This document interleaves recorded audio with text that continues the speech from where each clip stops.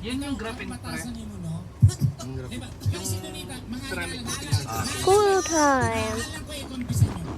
Wag daw sabunin muna. Oo. Isang buwan, ganun ba? Spray lang. Ayun mga sibitas punasan. Pero pwede rin siya, waxing spray lang daw. Mababa. Akala ko yung graphene yung film PPF din pa rin sinasabi. Yung graphene parang diamond coating lang. Oo. Ang PPF, di ba yung parang sticker yun? Oo. Si City niyan pre, mamaya, i-send ko sa'yo yung card niya para maano mo ng NX na i-verify niya. Tapos yung long run namin. Pero nakagabi, try ko siya doon lang sa Ano ba naging problema? Wow. Shafting ba?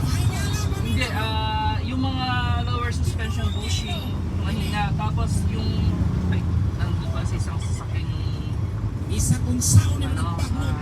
engine support front na masamahan siya sa pagkabangga. Ano siya, sobrang lambot niya. 4.5. Gaya. 4.5 yun. All pala nung Mas mahal nga sa Shopee, 5.9 sa Shopee. Kurang nga lang binigay na rin sa 4.5 kasi old stock na nila yun. Kung may bibili, mas mahal siya. Yung parang spray, yung mga binuksan parang namin na potential na nagiging cost, yung parang yung pinalitan. Pero ako po mamaya yung long run, nagiging pa rin siya.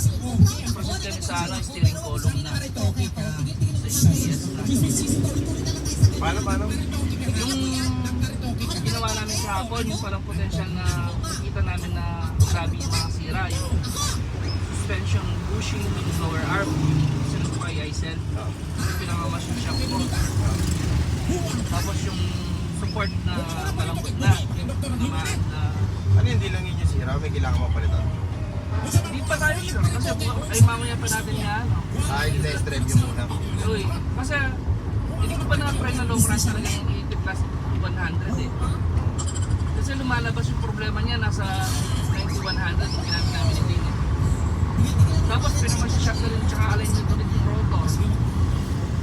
Yung sa auto maintenance lang nila, inikot lang nila eh. Eh yun talagang ano nila, binuko pa nila. May na talaga classic pang ano, pangilalim ng seat.